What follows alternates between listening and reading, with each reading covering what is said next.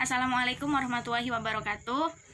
Perkenalkan, nama saya Kunti Abidatin Kamila. Dari program studi pertama adalah sistem reproduksi wanita, dan yang kedua adalah sistem perkemihan.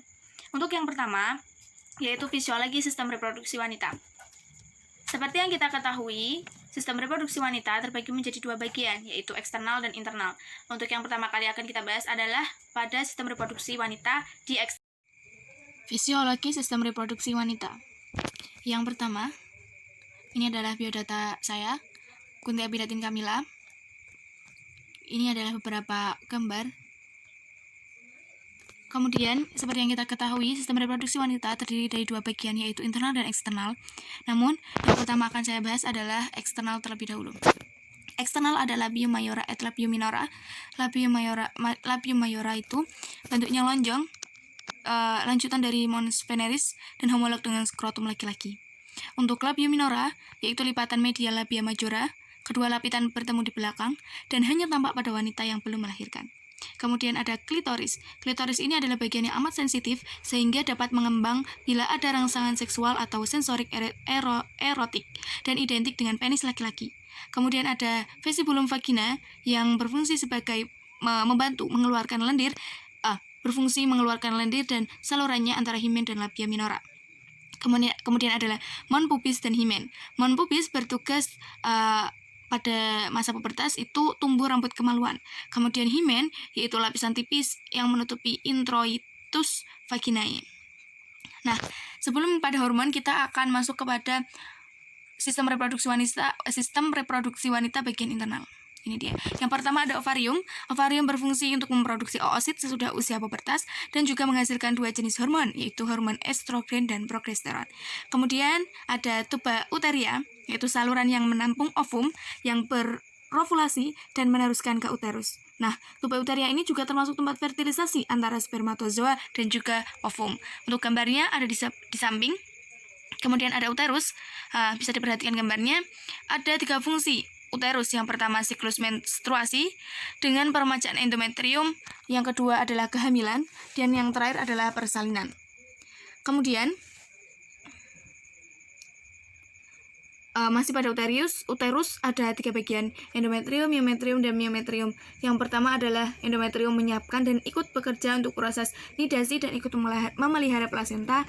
Myometrium itu mengisap spermatozoa yang diejakulasikan waktu koitus untuk melancarkan aliran sperma dan juga untuk meluruhkan embrio. Dan juga plasenta waktu melahirkan atau keguruan atau juga head. Nah, myometrium juga lapisan otot yang mendorong isinya keluar pada saat persalinan. Kemudian lanjut ada vagina. Vagina berfungsi sebagai saluran keluar uterus dan alat sanggama dan jalan lahir. Kemudian kita akan membahas pada hormon sistem reproduksi wanita, yaitu ada estrogen dan progesteron. Estrogen sendiri membantu beberapa fungsi. Yang pertama pada ovarium untuk memicu pematangan folikel dan ovum. Kemudian pada vagina membantu perubahan selaput lendir vagina dan memperbanyak sekresi. Yang terakhir ada cervix untuk memperbanyak sekresi seluler cervix. Dan pada payudara itu berfungsi pada proliferasi pada mamae. Kemudian hormon progesteron membantu beberapa hal. Yang pertama endometrium untuk perubahan sekresi endometrium, cervix mengurangi sekret atau peningkatan mengurangi sekret, tapi juga membantu peningkatan viskositas. Kemudian pada myometrium mengurangi tonus sehingga uterus tenang. Pada payudara pembentukan lobulus dan alveolus. Ovarium mencegah pertumbuhan folikel dan terjadinya ovulasi. Kemudian yang terakhir ini ada siklus menstruasi. Sekian, terima kasih dari saya. Kemudian akan saya lanjutkan pada sistem perkemihan. Oke, berikutnya adalah sistem perkemihan. Ini adalah biodata saya.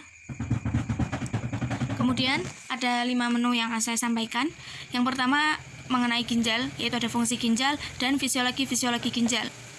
Fungsi ginjal yang pertama mengatur volume air cairan dalam tubuh, mengatur keseimbangan osmotik dan mempertahankan keseimbangan ion yang optimal dalam plasma, mengatur keseimbangan asam basa cairan tubuh, ekskresi sisa hasil metabolisme, dan fungsi hormonal serta metabolisme. Kemudian fisiologi ginjal yang pertama ada korteks yang fungsinya adalah sebagai tempat memproduksi urin, tubulus mengangkut cairan dari ginjal, pelvis jalur cairan dalam perjalanan. Kemudian ada arteri ginjal dan vena ginjal. Arteri ginjal fungsinya membawa darah kaya oksigen, sedangkan vena ginjal yaitu membawa darah keluar dari ginjal menuju ke pembuluh vena cava inferior. Masih pada fisiologi ginjal ada medula yang terdiri dari lengkung Henle serta piramida ginjal yaitu struktur kecil yang berisi nefron dan tubulus. Yang 8 ada lengkung Henle yang berfungsi menampung urin sementara, dan yang terakhir ada ureter mendorong urin ke dalam kandung kemih. Kita masuk pada fisiologi ginjal yang terbagi menjadi 3. Yang pertama ada tubulus contortus proximal sebagai penghasil urin sekunder, ada tubulus contortus diksal sebagai penambahan zat yang tidak dibutuhkan urin sekunder, dan yang terakhir adalah tubulus collectivus sebagai tempat penampungan terakhir. Beralih kepada uretra. Uretra merupakan saluran keluar dari urin. Nah, ini ada perbedaan antara uretra wanita dan laki-laki. Kemudian kita beralih ke kantong kemih atau biasa disebut dengan bladder atau vesika urinaria, fungsinya sebagai reservoir urin. Kemudian kita beralih kepada proses pembentukan urin. Yang pertama ada proses filtrasi, kemudian proses reabsorpsi, dan proses augmentasi. Dan ini adalah proses miksi atau rangsangan berkemih.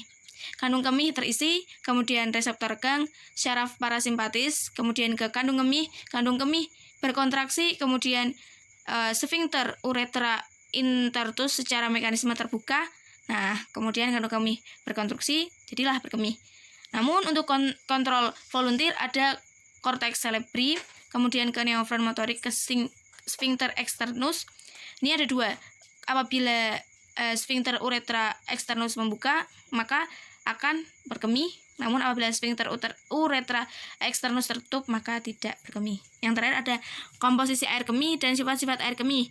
Komposisi air kemih ada 95% air, kemudian ada zat sisa nitrogen, kemudian elektrolit, kemudian ada pigmen yang terdiri dari bilirubin dan urobilin, dan toksin serta hormon.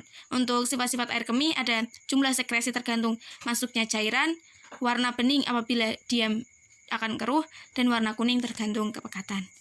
Terima kasih, sekian. Wassalamualaikum warahmatullahi wabarakatuh.